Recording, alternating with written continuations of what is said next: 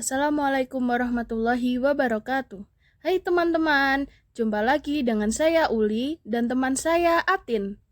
Di video kali ini, kita akan menjelaskan mengenai materi teks puisi. Apakah kalian sudah tahu apa itu puisi?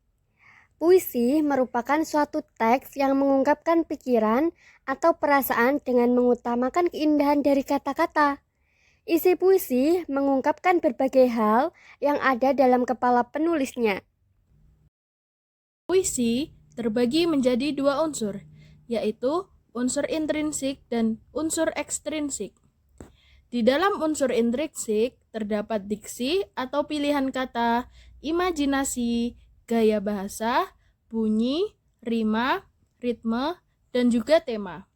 Sedangkan di dalam unsur ekstrinsik terdapat aspek histori, aspek psikologi, aspek filsafat, dan juga aspek religius.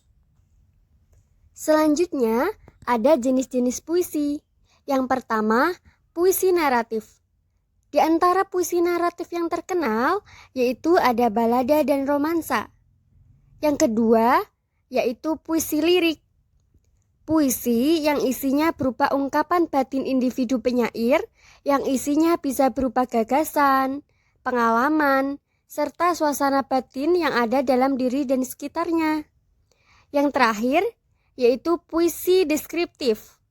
Puisi yang isinya berupa pemberian kesan penyair terhadap suatu objek yang ia angkat dalam puisi, baik itu peristiwa, keadaan, benda, hingga suasana yang menarik.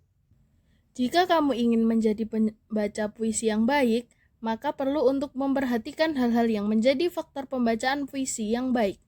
Berikut ini adalah faktor pembacaan puisi yang baik adalah 1.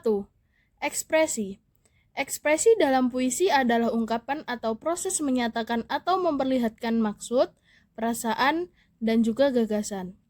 Wujud ekspresi dalam puisi biasanya diwujudkan dalam wujud air muka atau wajahnya. Penting untuk memperlihatkan bagaimana rupa wajah ketika menyatakan baris atau bait-bait tertentu, agar muncul kesesuaian antara apa yang dimaksud dalam teks puisi dengan ekspresi yang dikeluarkan dalam penampilan. Yang kedua ada lafal. Lafal adalah ucapan seseorang pada huruf atau kata yang diungkapkannya. Dalam puisi, setiap kata yang ada dalam teks harus dilafalkan dengan jelas, agar maksud dan maknanya sampai kepada pemirsa. Baik huruf vokal maupun huruf konsonan, keduanya sama pentingnya. Yang ketiga ada tekanan. Tekanan adalah kuat dan lemahnya cara pengucapan kata atau kalimat dalam sebuah puisi.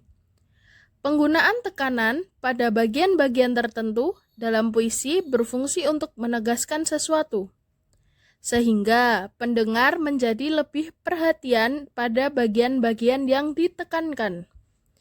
Yang keempat ada intonasi. Intonasi adalah naik serta turunnya lagu dalam kalimat. Fungsi intonasi ini untuk menjelaskan maksud dari baris dalam puisi. Apakah fungsinya itu bertanya, memerintah, menyampaikan informasi, atau yang lainnya. Berikut contoh puisi karya Sapardi Djoko Damono yang berjudul Hujan Bulan Juni. Tak ada yang lebih tabah dari hujan bulan Juni. Dirasakannya rintik rindunya kepada pohon berbunga itu. Tak ada yang lebih bijak dari hujan bulan Juni. Dihapusnya jejak kakinya yang ragu-ragu di jalan itu. Dan tak ada yang lebih arif dari hujan bulan Juni. Dibiarkannya yang tak terucapkan diserap akar pohon bunga itu.